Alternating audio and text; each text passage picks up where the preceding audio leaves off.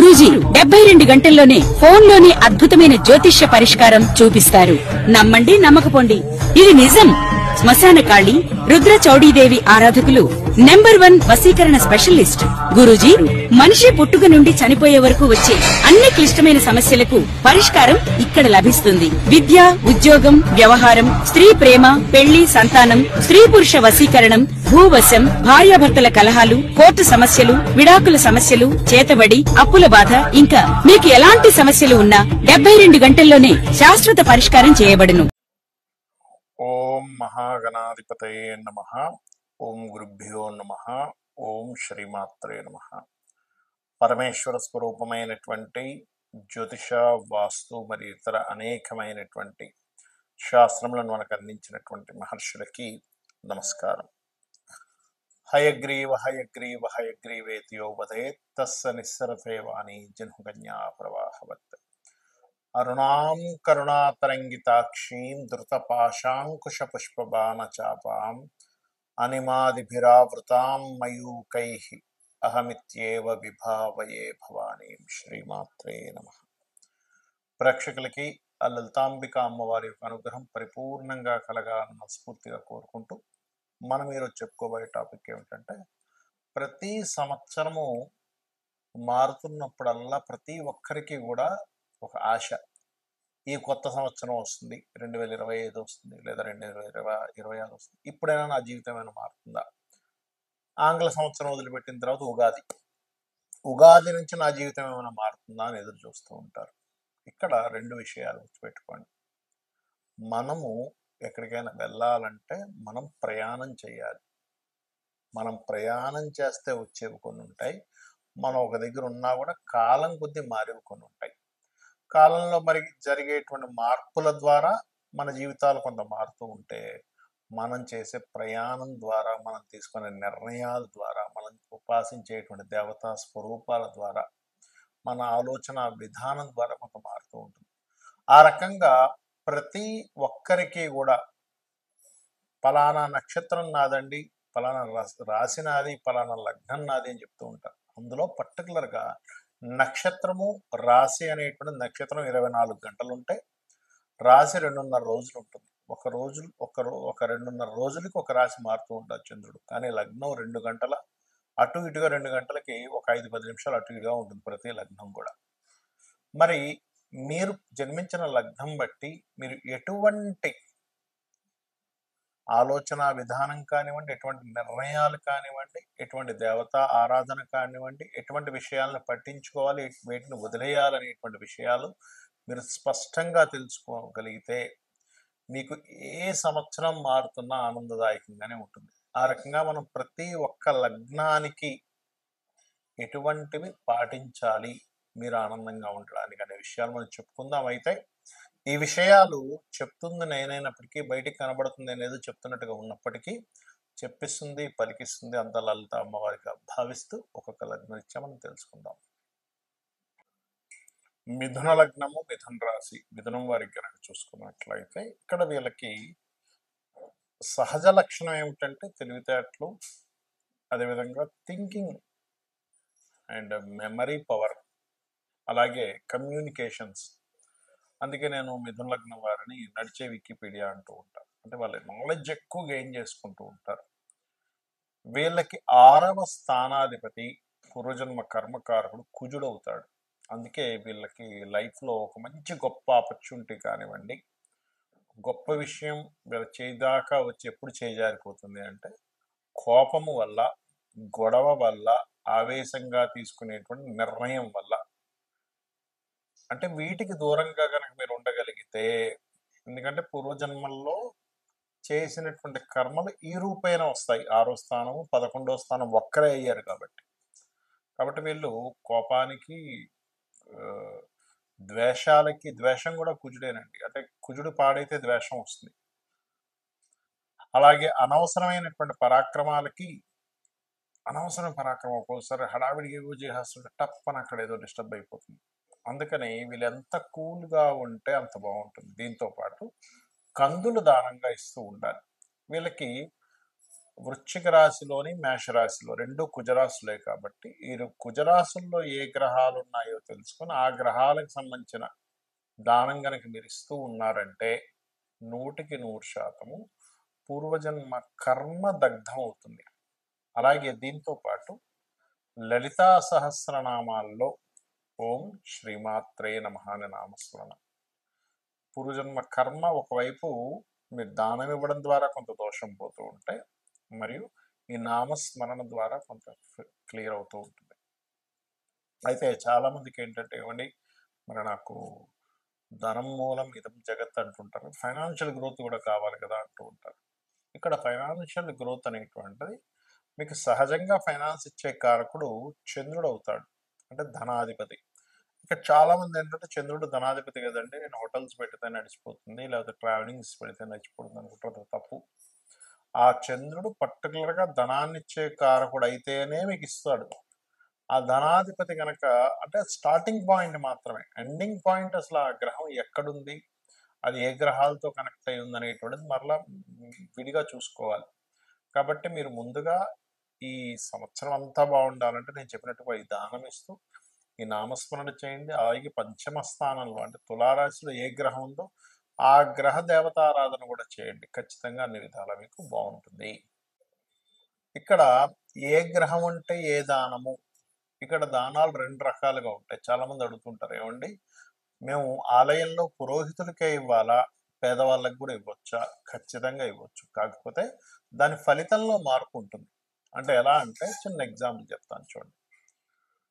మీరు మీ దగ్గర కొంత ధనం ఉంది ఉదాహరణకి, ఆ ధనాన్ని తీసుకెళ్ళి మీ అకౌంట్లో వేయడం ఒక ఎత్తు, అది మీ అకౌంట్లో జమ అవుతుంది. ఆ ధనాన్ని తీసుకెళ్ళి మీ యొక్క అప్పు తీర్చడం మీ ధనమే, కానీ ఇక్కడ ఎవరికి ఇస్తున్నారు? మీ యొక్క క్రెడిట్ కార్డు వాడికి ఇస్తున్నాడు, క్రెడిట్ లైన్ తగ్గుతుంది. ఇక్కడేమో మీరు జమ చేసుకుంటున్నారు బ్యాంకులో. ఇదే ధనం మీరు ఇద్దరికి ఇచ్చినప్పుడు ఎలా అయితే తేడా ఉంటుందో, పేదవాళ్ళకి ఇచ్చినప్పుడు ఇచ్చేటువంటి ఫలితం పరమేశ్వరుడు ఒక రకంగా ఇస్తాడు. ఈ పురోహితులకి ఇచ్చినటువంటిది ఏదైతే ఉంటుందో గ్రహరూపేణ దోషం పోవాలని, అప్పుడు మరొక ఫలితం వస్తుంది మనకి. ఇప్పుడు గ్రహదోషం పోవాలి, 6వ స్థానంలో పలానా గ్రహం ఉంది, రవి ఉన్నాడు ఉదాహరణకి, అప్పుడు గోధుమలు దానం. పురోహితుడికి ఇస్తున్నారు అనుకోండి, దేనికి ఇస్తున్నాము అంటే మీరు పూర్వజన్మల్లో తెలుసో తెలియకో చేసినటువంటి ఒక కర్మ చేశారు, అది మీకు తెలియదు, అది బ్యాడ్ కర్మ అని కూడా మీకు తెలియదు, ఏదో చేసేసారు. ఆ బ్యాడ్ కర్మ సంబంధించినటువంటిది ఏదైతే ఉందో దాని దోషం ఒక గ్రహ రూపేణ ఒక సాఫ్ట్వేర్ రూపంలో మనకు వచ్చింది. అప్పుడు ఆ గోధుమలు తీసుకెళ్ళి పురోహితుడికి, అది కూడా నిత్య సంధ్యావందనం చేసే వారికే ఇవ్వాలి. ఎందుకంటే వాళ్ళకి మాత్రమే మీరు ఇచ్చినటువంటి దానాన్ని స్వీకరించి మరలా సంధ్యావందనం చేయడం ద్వారా అది అక్కడికి పోతుంది. అలా మీ సంకల్పం చెప్పుకొని, ఇందులో కూడా చాలా వేరియేషన్స్ ఉన్నాయి. చాలామంది ఏమంటుంటారంటే నాకు ఫోన్ చేసి, ఏమండి టెంపుల్కి వెళ్ళాము దానం ఇద్దామని, అక్కడ ఆ మూలం పెట్టేసి వెళ్ళిపోండి అన్నారు.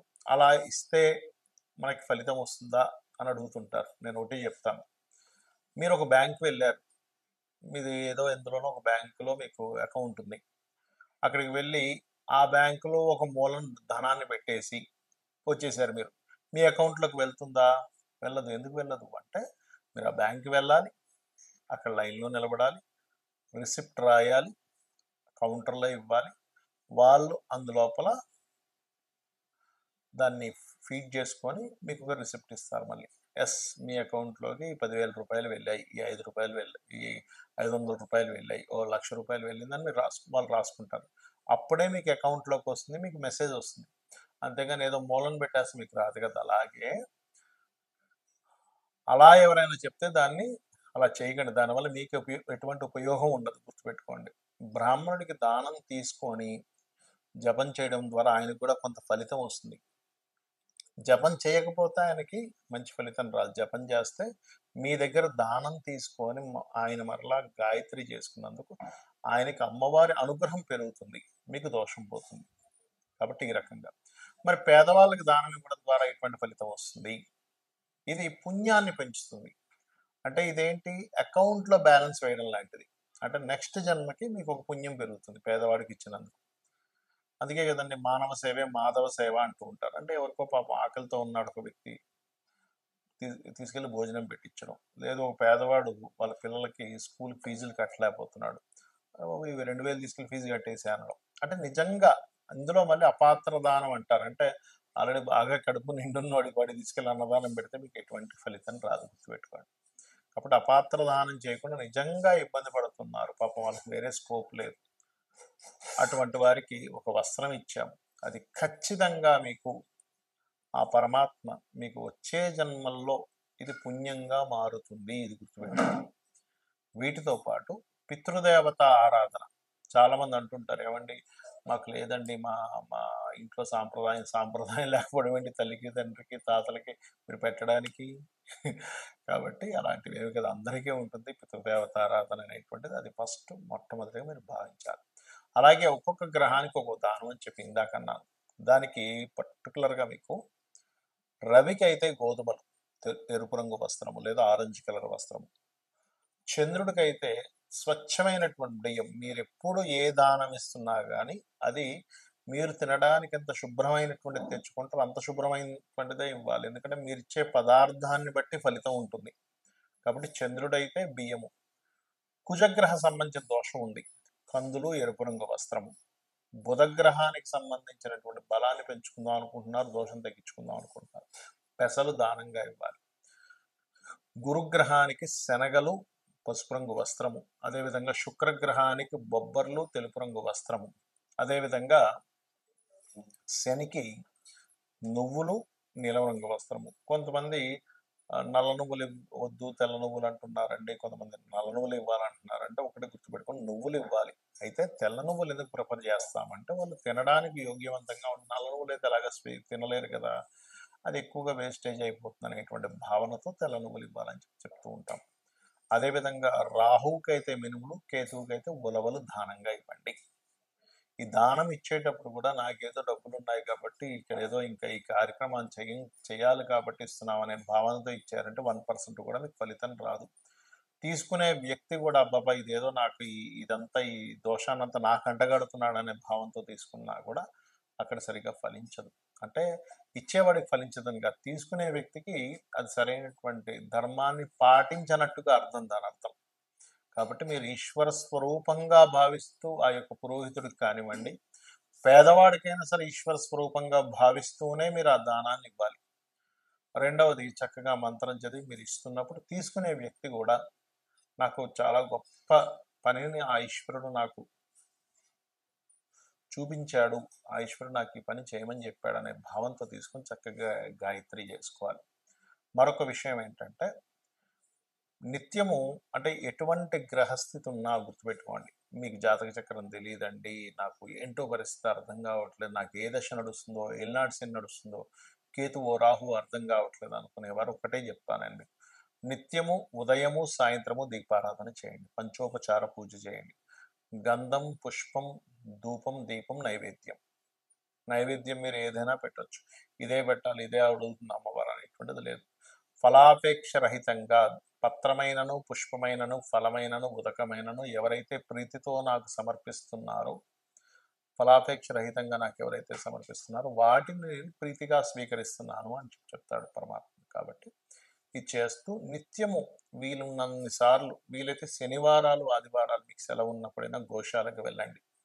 ఒక్క దేవత ఆలయం మీకు చుట్టుపక్కల ఏదైతే ఉంటుందో, మీ ఇంటికి దగ్గరలో ఏది ఉంటుందో ఆ ఆలయానికి ఒక్కసారి అలా వెళ్ళి ఒక ప్రదక్షిణం చేసుకొని చక్కగా దేవుణ్ణి స్మరణ చేసుకొని ఒక 2 నిమిషాలు కూర్చొని వచ్చేసేయండి చాలు. ఇవి గనక మీరు చేయగలిగారు 100% మీకు ఏ ఇంగ్లీష్ సంవత్సరం మారుతున్నా, లేదా ఇప్పుడు ఈ సంవత్సరం అండి, ఇప్పుడు తెలుగు సంవత్సరం ఇది మారింది, ఈ సంవత్సరం ఎలా ఉంటుంది, ఇవేమీ మీరు భయపడాల్సిన పని లేదు.